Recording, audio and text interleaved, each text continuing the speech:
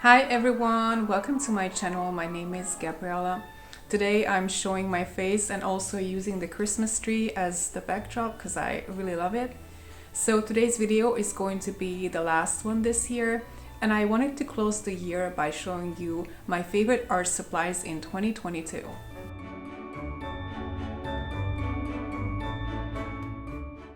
Okay, so I will start with my favorite one, which was a rather big purchase, and I really needed to save up for it. In the summer, I got the full set of Inktense blocks.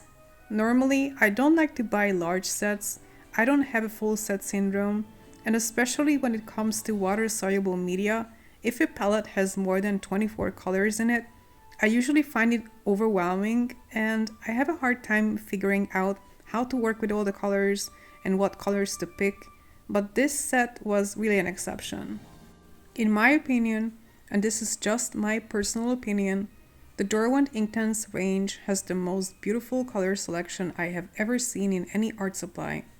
It took me a while to get the hang of this medium, which I will probably discuss in future videos, but I think it's really lovely to work with.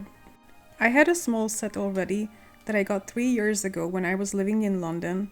I experimented a lot with that in the past 3 years, and now it kind of serves as my main palette, as I'm normally just too lazy to take out the big tin. The reason why some of the sticks have broken parts missing is because I have them right here in this small tin. I have yet to figure out how to best store my Inktense blocks, as these tins are a little cumbersome to use. This year, I also got the paint palette version, which I love. However, my favorite colors from the Inktense range are missing. Either way, they are fantastic supplies and I just can't wait to use them more. The second art supply that I'm showing you are the Artgraph VRCo Tailor Chalks that I'm super fond of. Yeah, this year I feel like I really took a detour from traditional watercolors to water-soluble media. I barely used regular watercolors to be honest, but that's okay.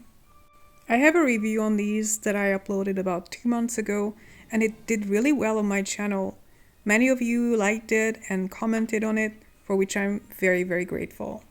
Even if you don't want to invest in all the colors, they may not be absolutely essential, especially if you already own similar products, but what I can recommend 100% is the earth tone set.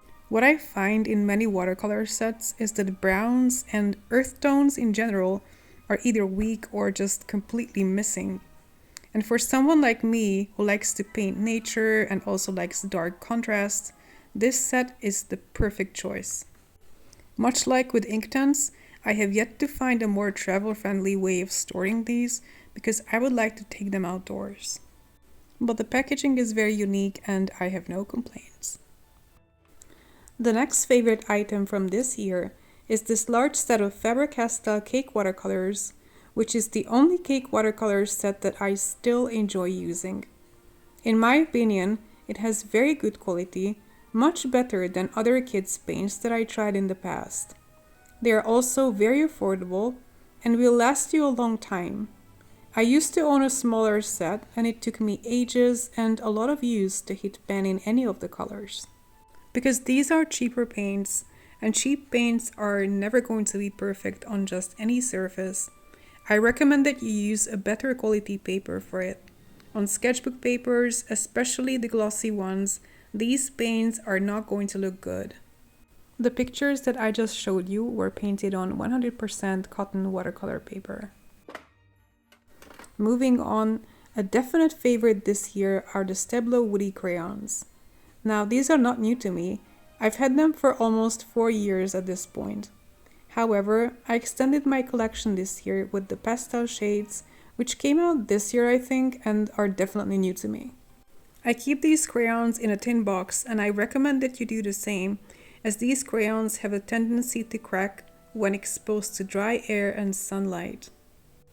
I have gotten a lot of use out of these crayons, and at this point, some of them are visibly getting shorter. Luckily, they are available open stock, so it's easy to replace them.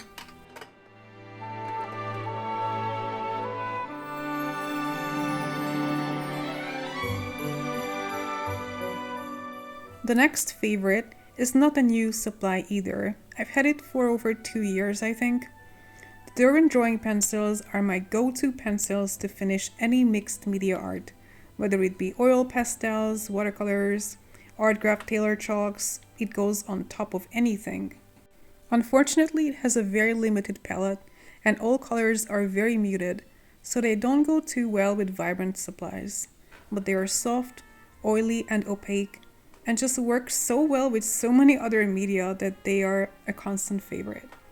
Of course, this list would not be complete without my Staedtler pencils. I used them in many of my videos, especially earlier this year.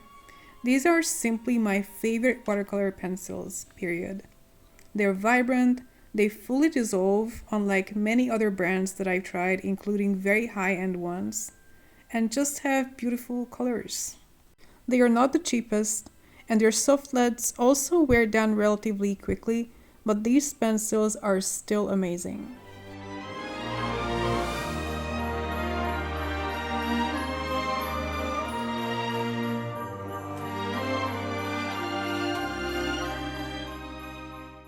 Finally, I wanted to show you my main sketchbooks from this year, both of which I love.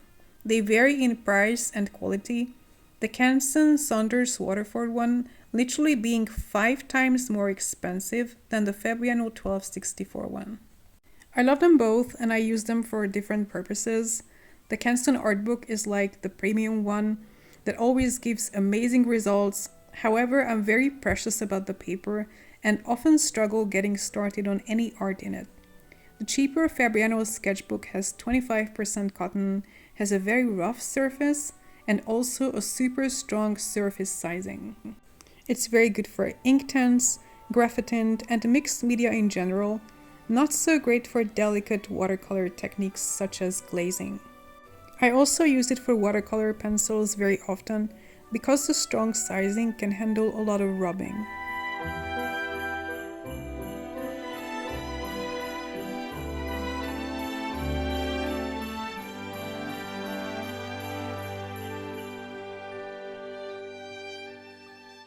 Thank you very much for watching me throughout the year. Happy holidays and see you next time. Bye!